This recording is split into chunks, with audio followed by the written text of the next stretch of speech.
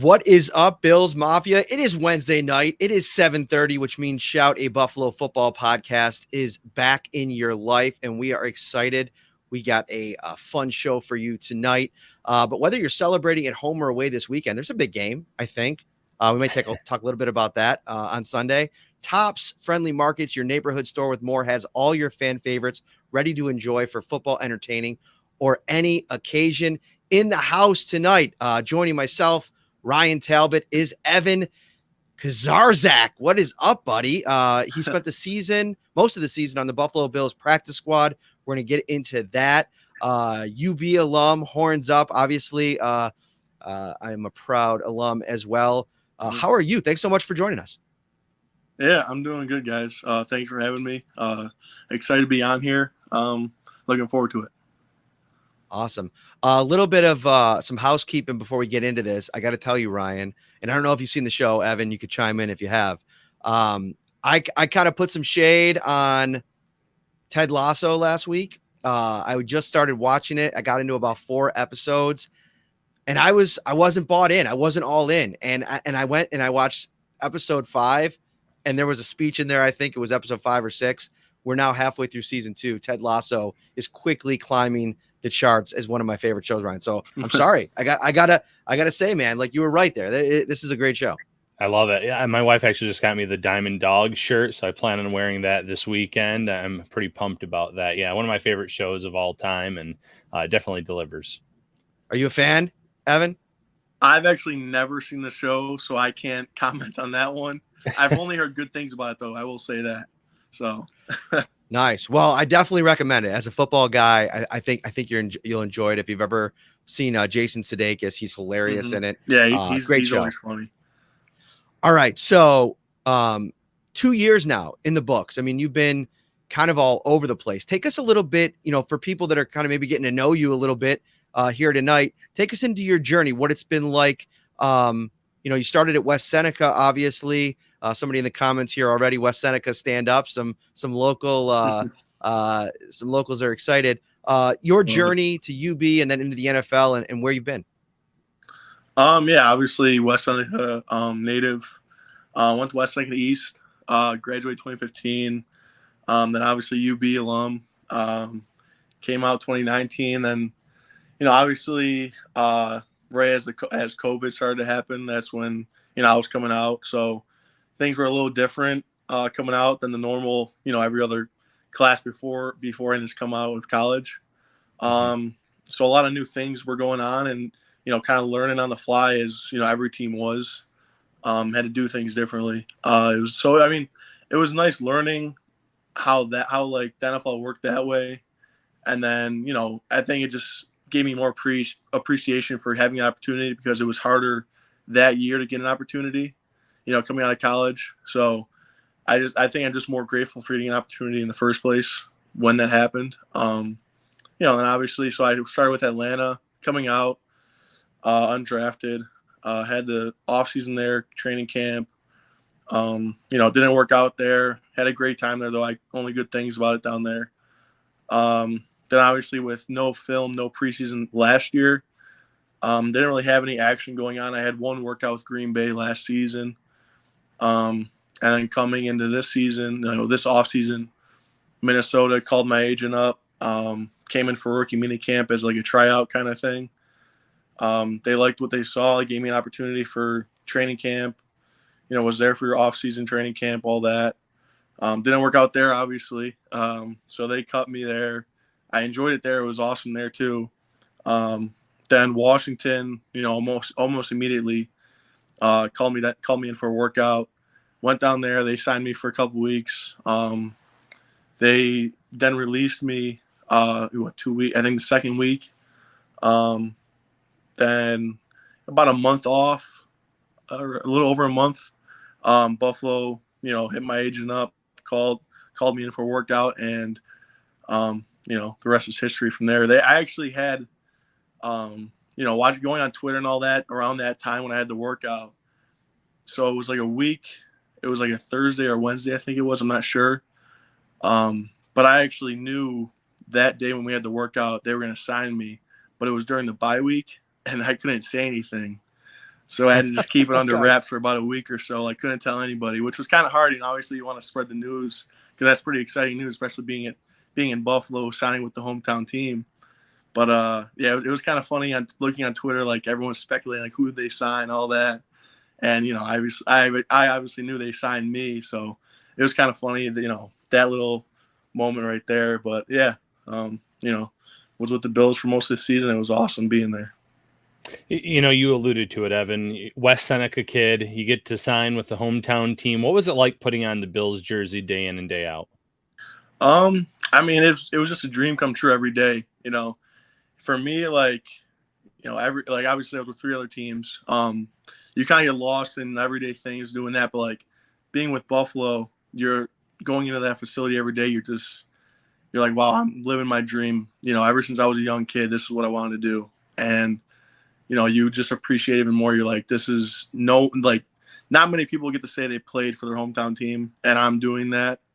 And it was awesome. I never really got lost in like, I gotta go in the facility today, gotta go to practice. It was always like, I'm practicing, I'm playing for the Bills. It was just awesome.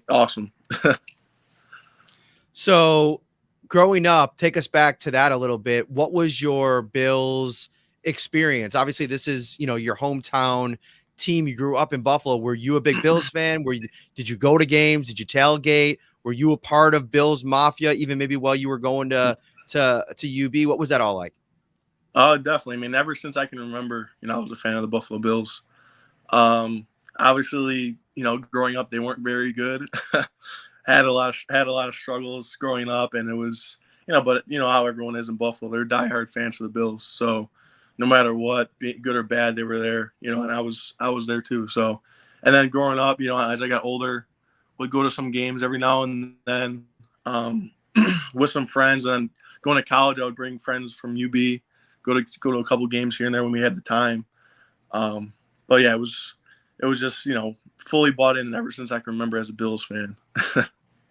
That's awesome. Yeah, and you mentioned growing up, the Bills weren't very good for quite some time, but they've been very consistent in the last few years. And one big reason for that is the quarterback play of Josh Allen. Any impressions on Buffalo's franchise QB? I mean, he's just a good dude all around. There's a lot of guys in the locker room who he has relationships with, and that shows, obviously on the field, but in the locker room too, you just see like he's a very genuine guy, and also just a good guy to be around. He's funny, very approachable, a very good leader too. And my locker was actually kind of close to his, so I would kind of talk to him more than a couple other guys that I wasn't around as much. So just kind of being able to talk to him and like see how he goes about his business, just things like that. He's a real pro. I don't know. I mean, he was definitely kind of like, I'm sure a lot of people think he's a goofy guy. He is. I mean, he's funny, but like I said, he's a good leader too. And he shows that in the locker room and then on the field, having those relationships with the guys. So I gotta say, one of the things I miss most about being in the locker room, because of COVID, the media hasn't been in there for a couple seasons now, were the daily battles on the ping pong table between Davis Webb and Josh Allen. I think it was actually Matt Barkley who got pretty heated back in the day, and then Davis and Josh would go over to the foosball table was a popular one too. Take us into that a little bit, because fans, I think, get a kick out of that. It's a really competitive environment in the locker room, right? Definitely. I mean, they got ping pong, they got a basketball hoop, cornhole, and every day there's guys going at it, on all of those things. Either, like you said, ping pong, there's always guys before practice, after practice, just, always talking smack to each other, saying who's better. And it's awesome, just the camaraderie there is it's great. That's what makes a locker room. And I think that locker room is, the Bills locker room is special for, just guys wanting to be with each other, not just when you have to be there, but, afterwards, before and after. So, I mean, it's a great atmosphere in there. I was talking to Ryan before we started the show. And one of the things I wanted to go back to was the Kansas City game, obviously. But I kind of posed the question as we were going to kind of present it to you as, was this like the toughest moment, of your competitive career?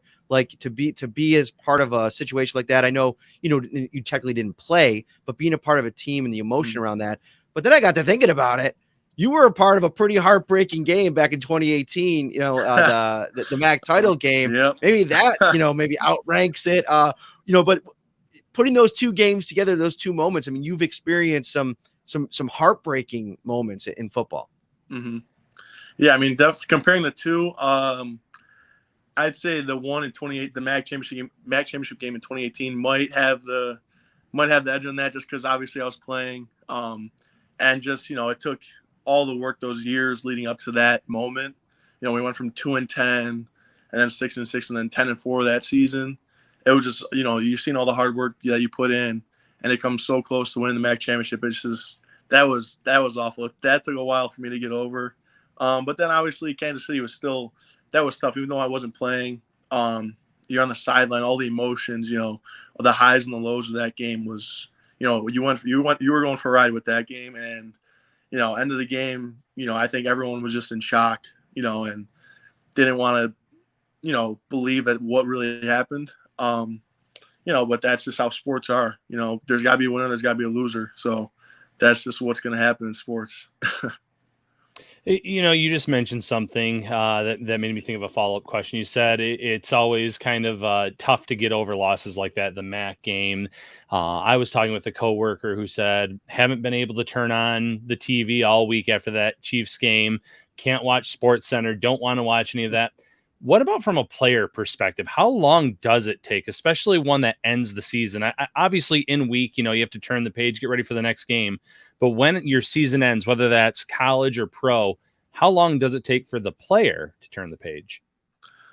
I think obviously it depends on how far you go, how it ends. Those are two, I think, variables of what you got to look into for each season. Like I said, the MAC championship game, ending in that game, that high pressure, winner takes all type of game. That's like, it's all or nothing there. And the way that one ended too, that one stung. So that one took me, quite some time, at least a week or two, probably, till I wanted to, even think about football or anything like that. And then, the Chiefs game, that was not as long, but it still stung, because everyone, we all believe that we should be, preparing for the Super Bowl right now. So, coming up short like that, it hurts. You still want to be playing, and, not being able to come out with the win on that one, it stung. Everybody, I think, fan, coach, player, probably replays those final 13 seconds like over and over in their head. I mean, even looking at it now, and I've talked about it on pretty much every radio show that I've done, like just trying to compartmentalize each moment of it. It's almost like every single thing had to go wrong in that last 13 seconds for that to happen the way that it did. Yeah. I mean, obviously I don't play defense, but I mean, it's just being on the sideline watching, you're like, all right, like you have faith in the guys that are out there, the whole time. Like me, obviously I'm not playing, so I have faith in everyone that's out there, offense, defense. And you just believe you're going to come out on top, no matter what. So you believe, like, you kick off, however it goes, the defense can go out there and they're going to, step up, and, I mean, obviously there's mistakes in every game, during different moments, but it just stings that the last 13 seconds glares out so much because we lost. If we would have won, it wouldn't be an issue at all. Like, say they came to the 50-yard line, whatever, it wouldn't really – those 13 seconds wouldn't matter at all. But since, we lost, we came on the losing end, it's like that's what sticks out for everybody. But I mean, yeah, it was tough being on the sideline and watching that one for sure. Oh, absolutely. And in football, there's a lot of turnover. There's a lot of changes. And two people that the Bills have lost this offseason are Brian Dable and Bobby Johnson, both going over to the New York Giants. What can you tell, maybe any Giants fans tuning in to watch this later on, about those two coaches? I mean, Dable, he cares. I think he really shows that he cares about his players. During my time there, he would come up to me and talk to me about things. I think having that West End connection definitely helped a little bit. But he would, I mean, it's not like I played or anything, but he would still take his time out of his day to, ask me how things are going, all that. And then Bobby, every day, obviously you're working with him. I think he's a really good coach. He's really, I say, energetic. Doesn't really get negative. He's always trying to look at the positive side of things, which is good for a coach. Obviously, when you got to work on things, he'll point them out and all that. But being like, having the positive mindset is huge as a coach, because you don't want the players to, get upset or get down or, just be in a bad frame of mind while practicing or in a game. So I think those are two things you could expect out of those two coaches. You play predominantly tackle, correct? Mm-hmm. Yes. Yep. A guy that we have on the show, recurring guest, his name's Jeremiah Searles. He played for the Vikings actually for a little bit, then the Bills. And he was able to play all 5 positions. As you kind of move forward, yeah, I know it's probably not something, I mean, unless you're like Ryan Bates or something, it's not something that I think a lot of guys really can do. One of the questions in the comments was, can you play any guard? Have you ever tried it? Is it something that, like, sometimes it's almost like I feel like fans go to this just kick him inside, like Tommy Doyle, there's nowhere for him to play, like just kick him inside. It's like it's not that easy, right? Mm-hmm. Yeah, it's definitely a little different just because you're inside. It's a little bit more compact inside, like you got guys on both sides of you.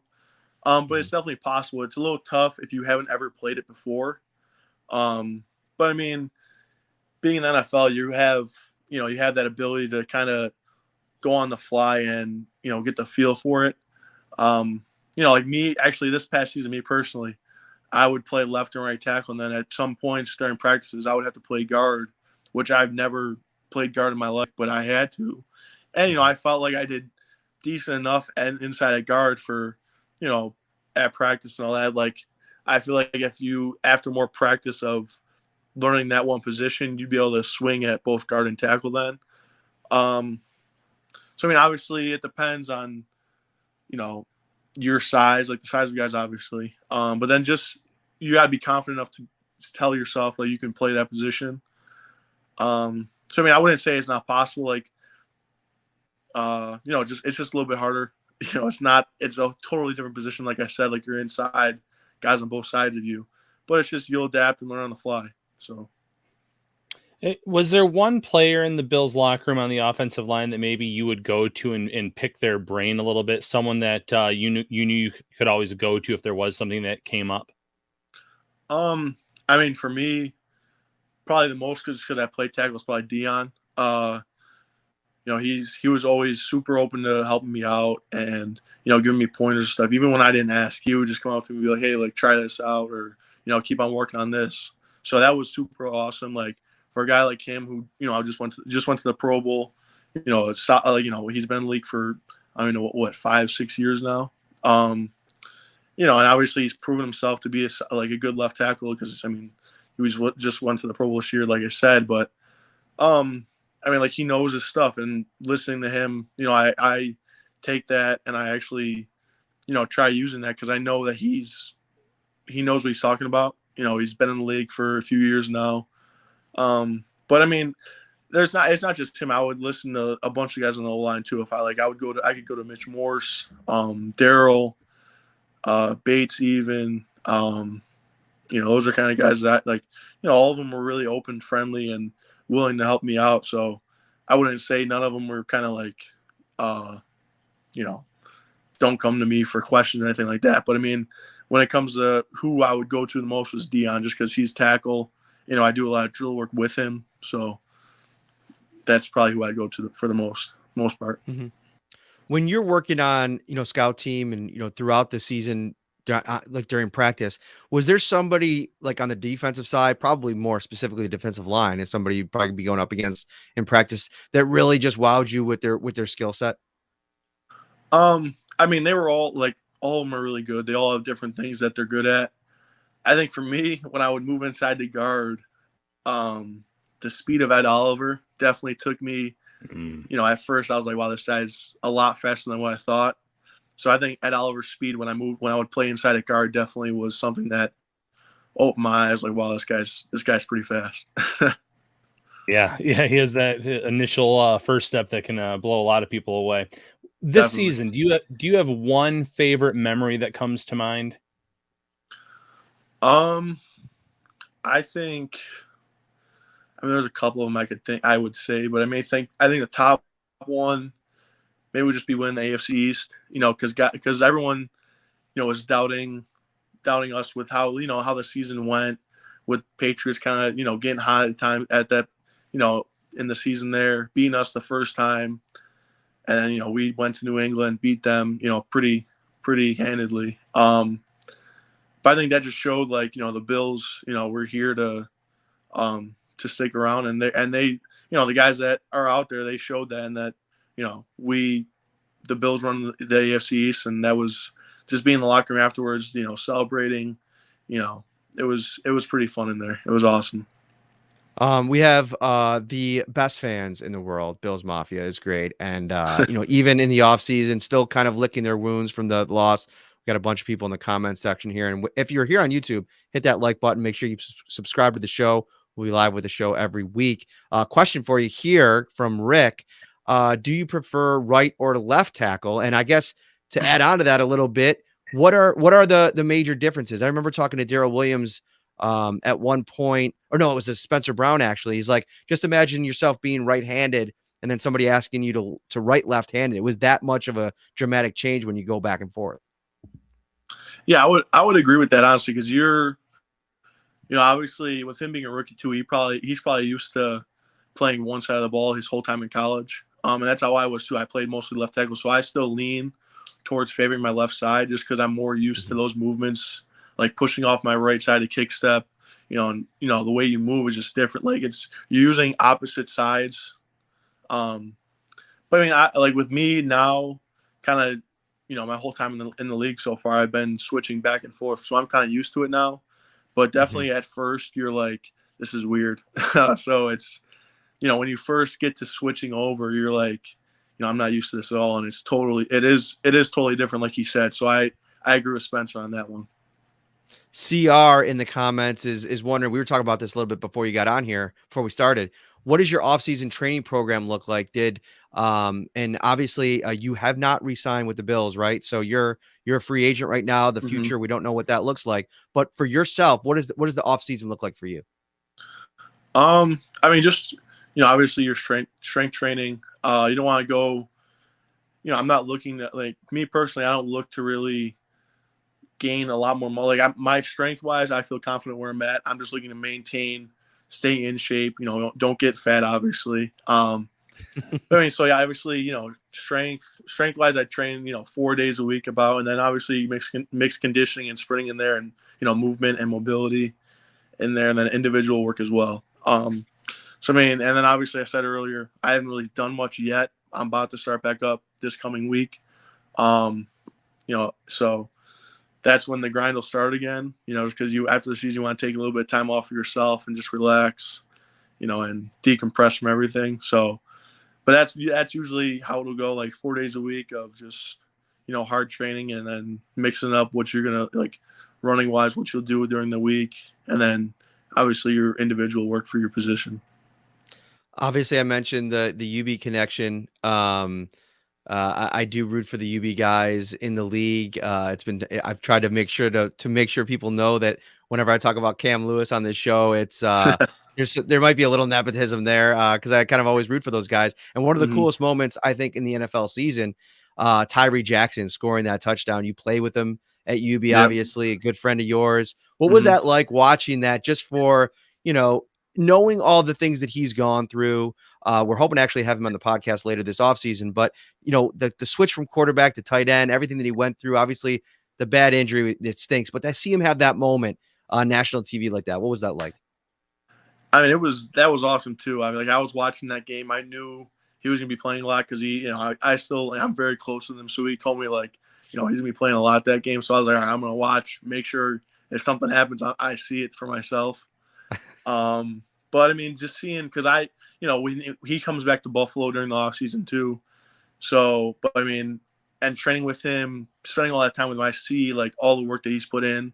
And then when he made that position change, it was like he was bought in 100%. Like, that's what he's going to do. And he worked every day, like, just to try and get the opportunity and to see all that work pay off for that touchdown. That was awesome to see. I was so excited for him.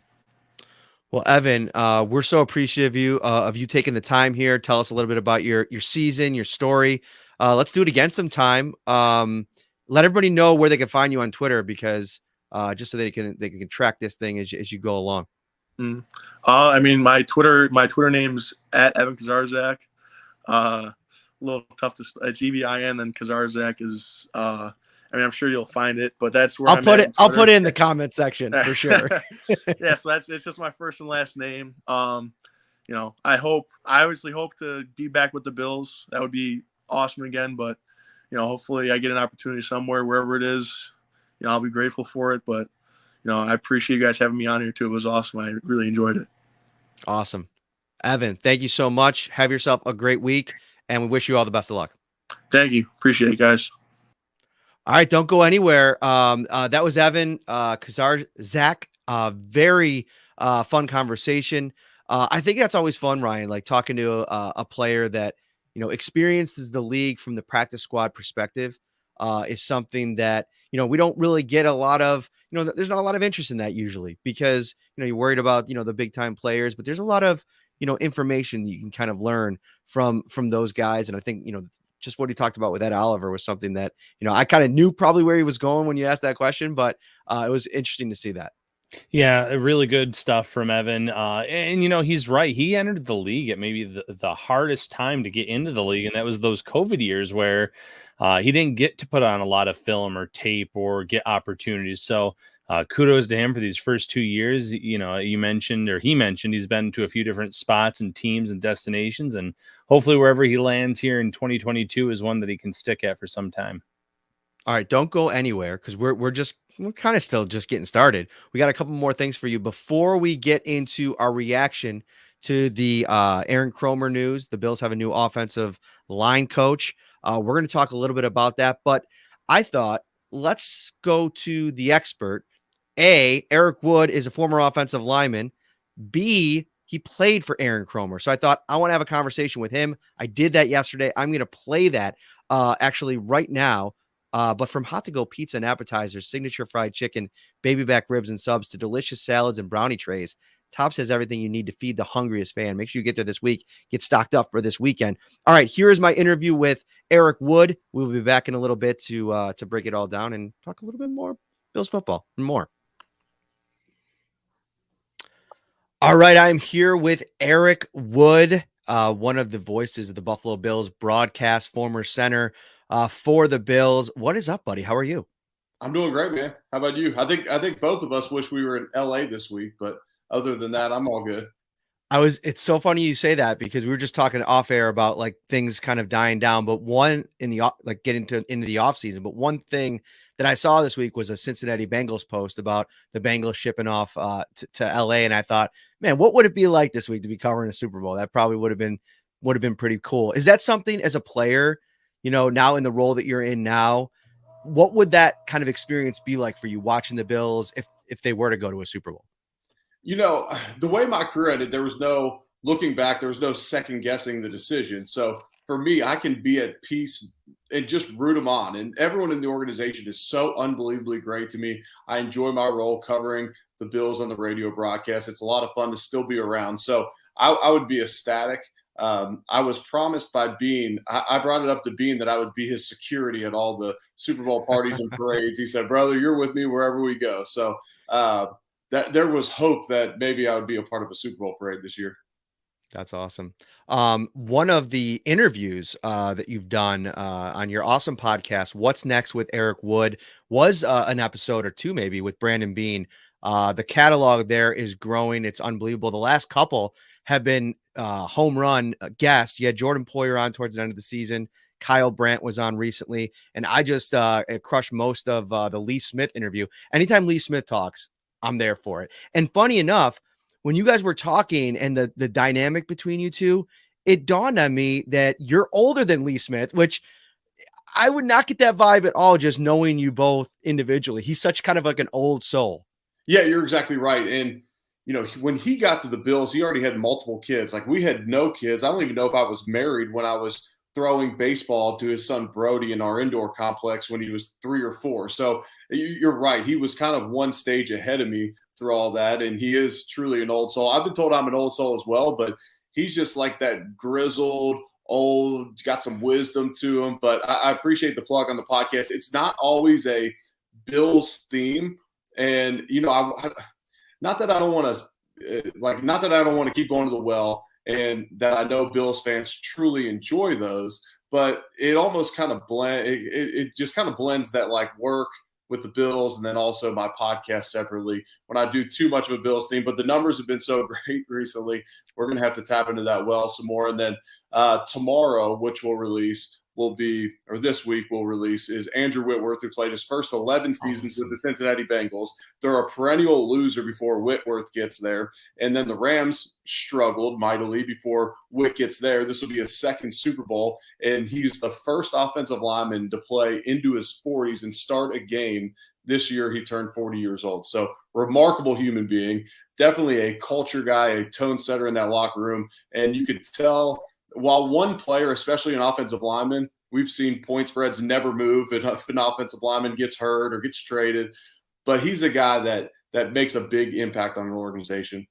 Man, I'm looking forward to that. I saw that story about him and Burrow training together out in LA in the offseason.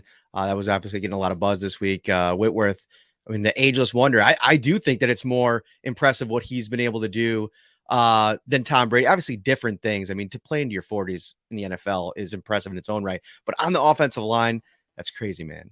Yeah, it is, because there's so much contact and it's unavoidable contact. Like, I feel like the last 12 or 15 years, I've really never seen Brady hit.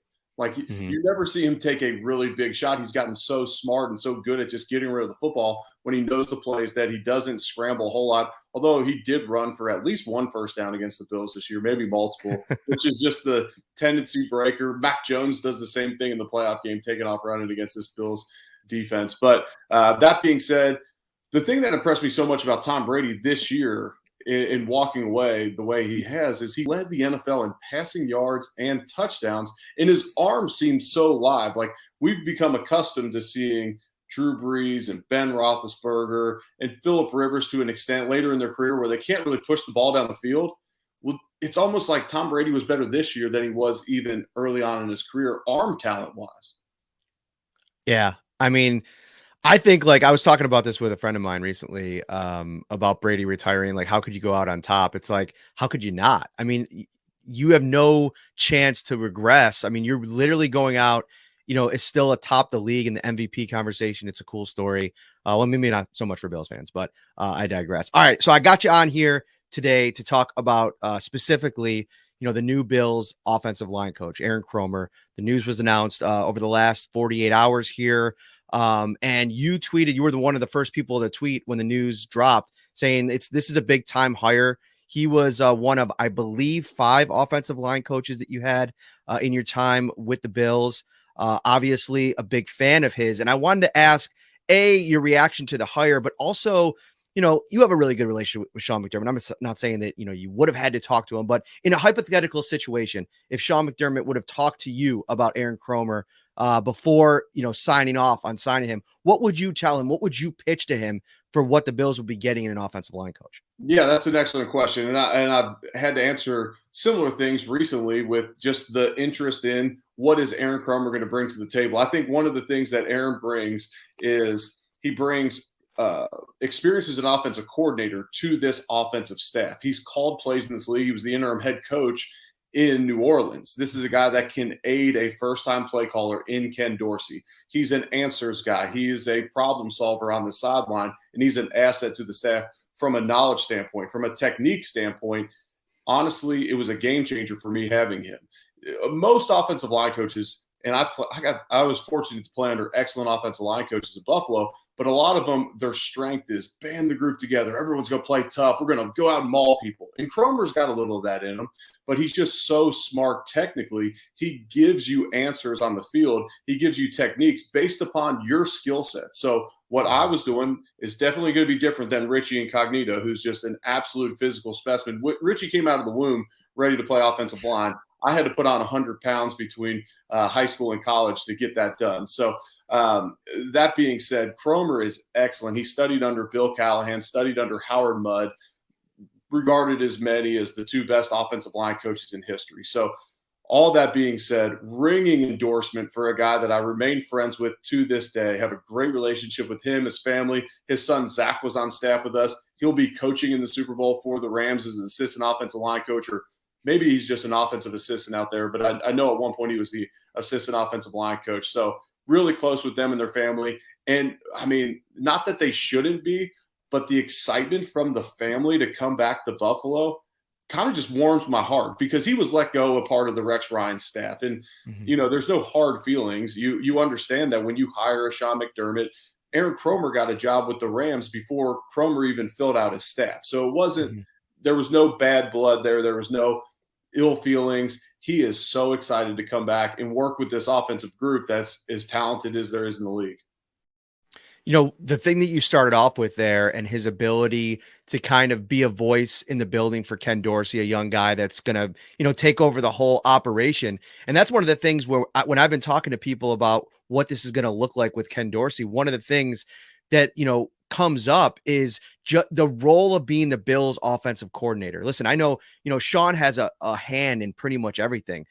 He does a really good job. To his credit, the way that he allows his coordinators to run both sides of the ball, I think, is a credit to him. But on the offensive side, I feel like Brian Daboll was really almost like the junior CEO of that offense. And now Ken Dorsey is going to kind of step into a similar role. On him, how much is he, do you feel, in your view, from, you know, what you've observed, is he ready for that? You know, it's hard to say, because I've never been in the building with Ken Dorsey, and I've spent a lot of time around him. We generally would work out on road games around the same time. Very cordial, nice guy, has a tremendous amount of respect from everyone within the organization, especially the players. It goes a long way when the starting quarterback gives you an endorsement, because he does not have to do that. Josh Allen, I mean, with his contract situation, if he wanted them to look outside the building, he could have said that and no one would have batted an eye, or just simply not even bring it up. The fact that he gave him such a ringing endorsement, to me, signals a couple things. One, he has faith in him as an offense coordinator. Two, Josh Allen at this point of his career does not want to switch schemes. He's played in the same scheme his entire career, and you've seen incredible development partially because of that. Well, now you keep a similar scheme. Ken Dorsey was with Cam Newton and that staff in Carolina. So he has experience working with, I don't want to say a quarterback of similar skill set, but earlier I was asked about, do you think Ken Dorsey runs him similar to Cam Newton? And I say, no, I don't. I think in must-win situations, you'll see Josh carry the ball more. In the red zone, in games that are in crunch time, yes. But Ken Dorsey got a front row seat of what it looked like to have a quarterback beaten down throughout his career, to where those injuries caught up to him at the end, and he's currently a shell of what he was early in his career. So to me, Ken brings a lot of experience, not as a play caller, and we'll see, you know, how many new wrinkles there are. Maybe Sean McDermott has some say on that. Maybe it's Aaron Cromer. Maybe it's Joe Brady in the pass game. I'm not exactly sure, but that offense that we saw the last 6-7 weeks of the season, because Sean McDermott was very critical of the offense midway through the year. Top 5 offense throughout the entire season, but he was very critical of them midway through the year. I think that's the offense that Sean wanted to see, where it's effective running the football that allows more play action, a little bit more ball control, and, you know, obviously they were putting up points at an incredible rate. I'm excited to learn a little bit more about Joe Brady. I actually have an interview later today with a coach that he was on staff with at Penn State, Jim Moorhead, who's now at Akron, to kind of dive into their story a little bit, write a little feature for next week. It has the potential to look a lot different. But the unit itself, the offensive line, I think is going to look pretty similar. They might add a couple pieces, maybe in the draft or free agency. I was listening to a late season hit that you did with Mike Shope, and you know, at that time, I think it was right before the run started in Tampa Bay, where there was a lot of heat on the offensive line, you know, right or wrong. And you kind of had like a really measured approach to it, you know, from what I view as an expert take on the thing. I mean, you played offensive line in this league, you know what goes into it more than the average viewer. And you said, like, let's temper some of these overreactions. A lot of what I see out there is really good play. It starts with Mitch Morse. Deion Dawkins has really good moments. And then, it had been John Feliciano at times, Ike Butker at times.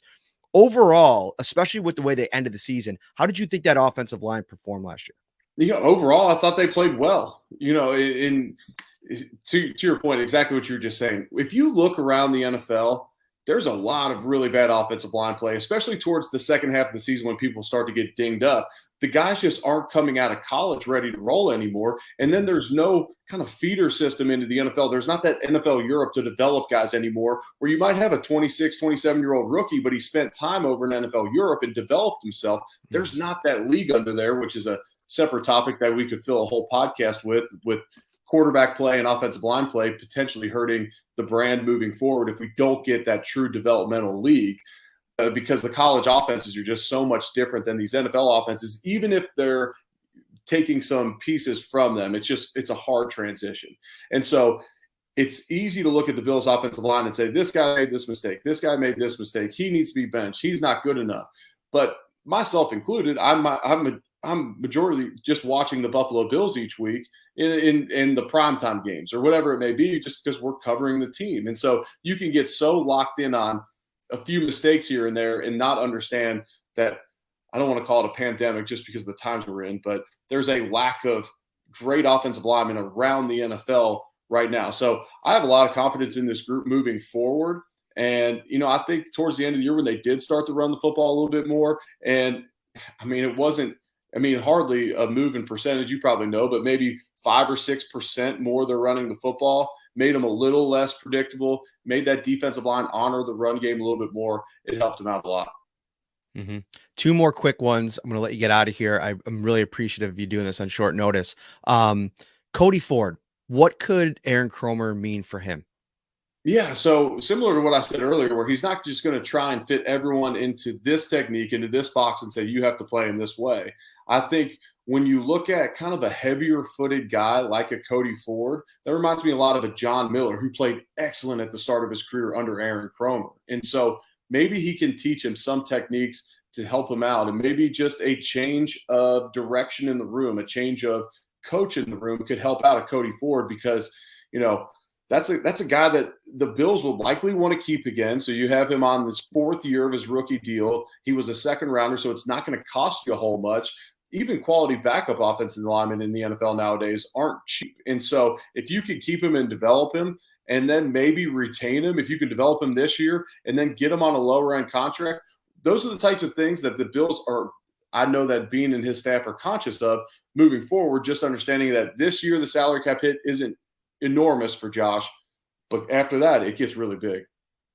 And then to your point that, reimagining what this could look like, Mitch Morse played so well this year. They got to figure out a way that makes he's under contract next season. Obviously there's some, maybe they can restructure that. Maybe they can extend him and kind of, cushion the cap hit next year. There's a lot of options, I think, with Mitch Morse's contract. I think he'll be in play no matter what they have to do.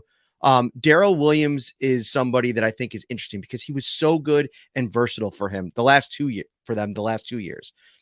Is that a situation where with Cody Ford on the roster, potentially Feliciano, maybe a Ryan Bates, who you can re-sign, who's a restricted free agent, that maybe the Bills can move on from Darrell Williams? Or is that a kind of guy that you got to find a way to maybe bring him back to? Those guys are valuable, but you got to look at the cap hit and you got to consider everything, because it's not necessarily your top 8 offensive linemen that make the active roster, or 9, I guess, nowadays. It's not your top 9. Sometimes it becomes a salary cap situation, but guys that can play guard and tackle and have starting experience and have a lot of experience in the league, those guys are valuable because you have a lot of faith in them and you know what they're going to look like on Sundays. Now, generally, and who knows what the draft will look like in free agency, but generally you put a guy like Tommy Doyle into a role as that 6th offensive lineman coming in, playing tight end. You want to kind of transition that guy into the mix. Now, I don't know that Tommy Doyle can play guard. He's 6'8", and those lower guys can get under his pads, but can he now be your swing guy? Is there somebody else that you could plug in at guard? What does free agency look like? Can you bring in, a cheaper guy than Darrell Williams? That's all to be seen. I'm a fan of Darrell as a player just over time. I think he's put out good film. The versatility he showed with the Bills has been great. but he's a guy that you could definitely see them moving on to if need be. And that's the reality of the NFL and the salary cap situation. You're always, kind of having to play that game. Well, the game that we play these days is the podcast game, and you are crushing it, my friend. Thank you so much for this time. Go find What's Next with Eric Wood on all the podcast platforms. You're pushing Spotify pretty heavy, right? They can get it over there? Yes, on Spotify now, and now we're like double on Spotify than Apple, and we used to not even kind of track what we were doing on Spotify. So that's been incredible to see. I don't know if there's been some like extra shares through social media. You get the right person or two to share a podcast, and it helps out in a big way. So, no, I appreciate you having me on. I'm a big fan of the show. I tell everybody when they ask me how I prep for the games throughout the week, when I'm not in Buffalo and I'm not in the press conference, and I try and listen to all that. But there's a few podcasts that I definitely will listen to, and y'all are one of them. We appreciate you, man. Enjoy your off season. Get some rest. Play a lot of golf. We'll see you in the press box soon. Yep, that's the plan. See you, man. Eric Wood delivering on short notice, a lot of great intel, insight on new offensive line coach for the Buffalo Bills, Aaron Kromer. Ryan, your reaction, let's get into this a little bit more. Interesting to kind of go back and Eric Wood saying there that, listen, when he left, when the Rex Ryan crew got kind of blown up a little bit, he had a job before Sean McDermott even really put together his staff. So it wasn't a situation where McDermott didn't want him. It wasn't in the cards at the time. And now bringing him back, I mean, I think in a lot of ways this could be a very positive addition. Yeah, I agree completely. Listen, the units under Cromer when he was here in Buffalo performed well. The run game performed well. And mind you, this is not going to be a run-first team with Josh Allen at the helm, but he's shown that he can effectively get his guys to run block.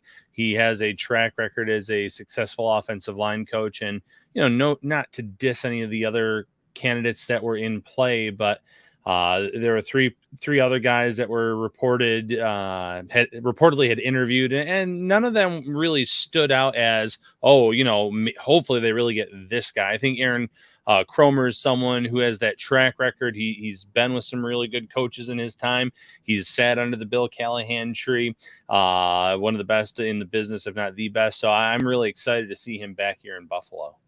One of the things I was saying on Danger and Battaglia in Rochester yesterday was, I think the biggest thing for me with Cromer is a new voice for some of the guys that maybe, haven't met their potential. Like, Mitch Morse, Deion Dawkins, those guys have been superb. And, I think Spencer Brown had a really good rookie season, but a new voice, new techniques, the approach to the position that a lot of these guys play. The guy that you think about first and foremost is Cody Ford. And, you don't know really about the relationship between him and Bobby Johnson or Brian Dable, but, maybe those relationships soured, and maybe a new voice, a new approach will do good things for Cody Ford. And I think, maybe this is something that maybe in some ways that's what led to Bobby Johnson taking the job in New York, is that, like, sometimes it's just about being somewhere for a stretch of time, doing as much as you can there, and then moving on. I mean, even the stop before this job for Cromer with the Rams, it was a 3-year stint. He was out of coaching this past season. Sometimes a job, an environment, a place will run its course. This could be a real fresh voice, a fresh, change in direction for this entire Bills O-line group. Yeah, and usually when you think of that, the fresh perspective, it's a player leaving and going to another team, but sometimes it's just a new coach coming in and helping that player and working with their strengths and getting them back out there. Listen, Cody Ford up to this point has underwhelmed. He's had his issues. He's had his injuries, but when he's been out there, he's had his struggles as well. But this is another coach that can come in and try to get that talent that that Ford has, untapped potential, I guess is a better way of putting it, and get him out on the field when the opportunity arises to see what he can do. Because as Eric mentioned in your interview with him, still on a rookie contract, still a lot of value there, still a very young player. No matter what team you are and who you are, even if Ford isn't in the mix to be a starter next year, depth is so important in this league and in this game, because how injuries can pop up and how the Bills, finally forced them to get Ryan Bates into the lineup this year. And we saw how that paid off for them. So, you're hoping that maybe something clicks for him. The light bulb comes on this season, but it certainly can't hurt to have another coach in there to kind of work with forward to see what they can get out of him. It is a lot of turnover for Sean McDermott's coaching staff. I mean, he's going to have 2 new coordinators at this point. The Bills lost Heath Farwell.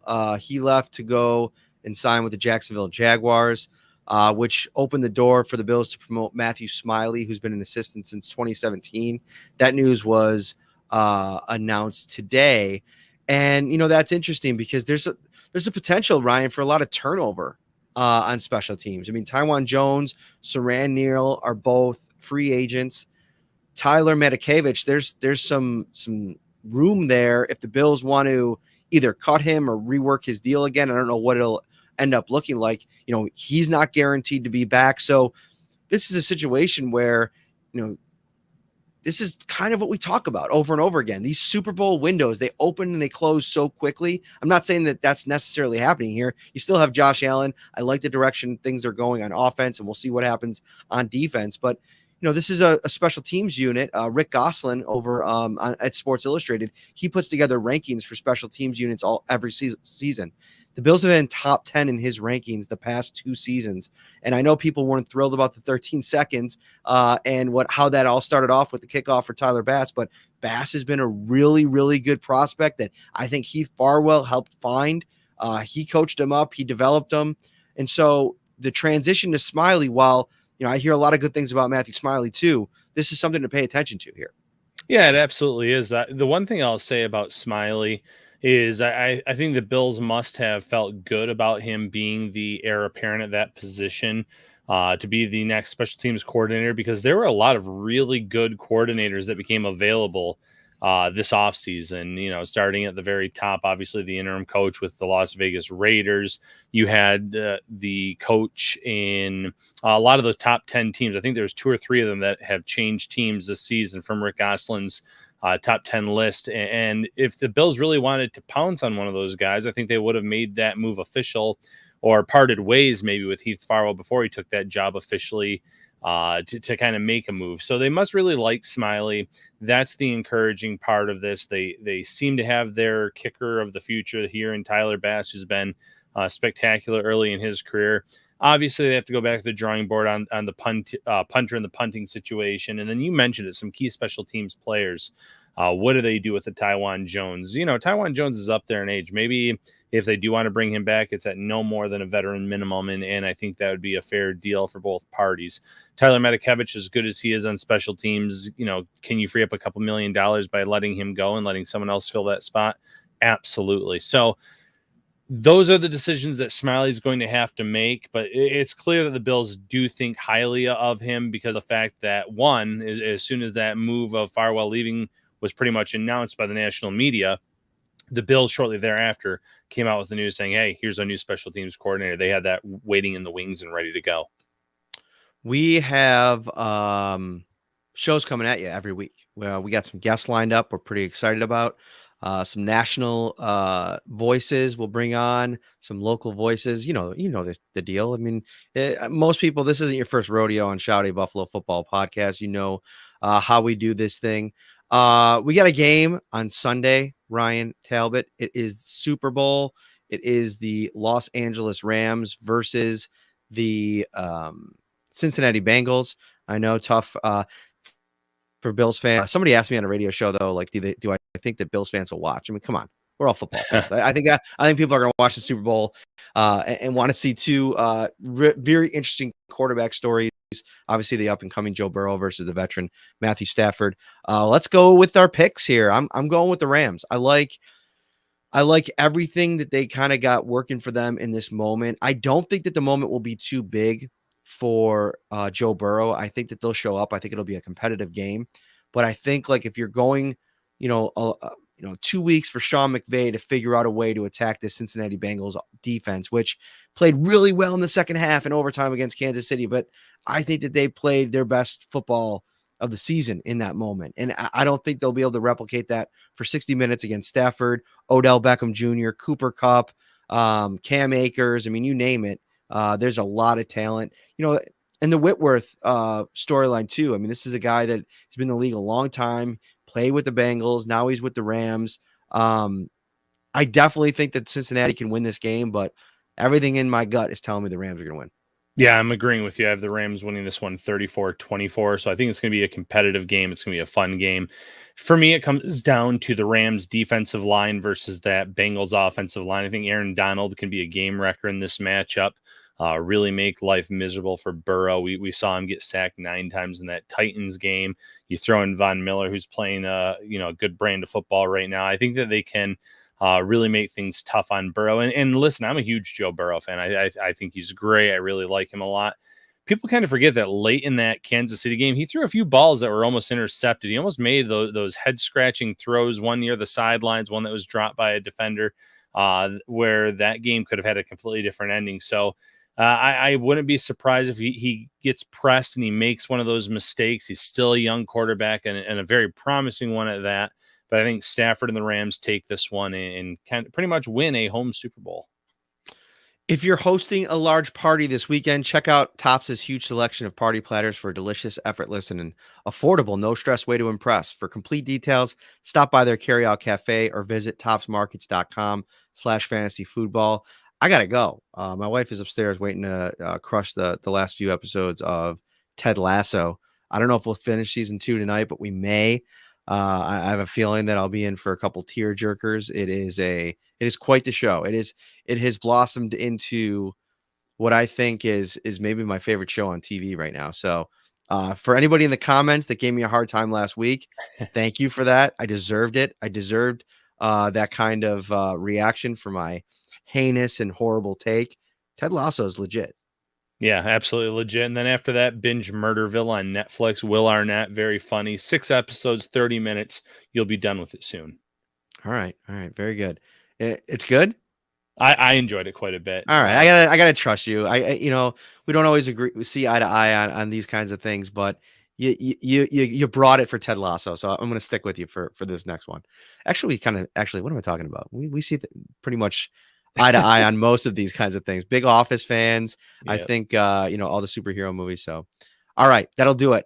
Make sure you hit that like button, subscribe as well before you go. If you're listening on the audio platforms, thank you so much. Leave a review. Make sure you're subscribed so you get the episodes delivered right to you every week. We'll be back next Wednesday with another guest, with another big show. I think we're going to dive into some free agency stuff next week. We'll be past the Super Bowl, have a lot to talk about. Take care, everybody. Have a great weekend. Enjoy the Super Bowl.